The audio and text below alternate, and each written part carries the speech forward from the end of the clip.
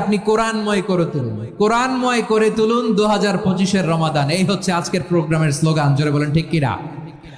আমার প্রিয় ভাইরা, ধীরস্থির ভাবে কোরআন তেলাওয়াত করুন, তাড়াহুড়ো করে নয়। রমাদানের এক খতম দেওয়ার একটা সহজ পদ্ধতি হচ্ছে রমাদানের প্রতি নামাজের পরে 4 পৃষ্ঠা, তাহলে 5 ওয়াক্তে 4 পাঁচা 20 পৃষ্ঠা, হেফজে কোরআন গুলো 20 পৃষ্ঠা এক পারা, এভাবে 30 দিনে আপনার এক খতম হয়ে যাবে।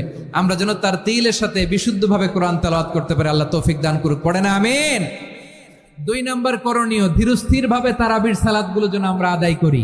তাড়াহুড়ো করবেন না আল্লাহর ওয়াস্তে, তাড়াহুড়ো করবেন না, তাহলে কোরআন আমাদের জন্য বদদোয়া করবে। তাড়াহুড়ো করবেন তারাবির নামাজে। তারাবির নামাজ সালাতুত তারাবিহ মানে বিশ্রামের নামাজ, আর আমরা পড়ি সালাতুল কিতার, রেলগাড়ির মতো নামাজ। চিল্লায় বলেন ঠিক কি না? না, এরকম করবেন না। ইমাম সাহেবদেরকে আশ্বস্ত করুন যে ইমাম সাহেবরা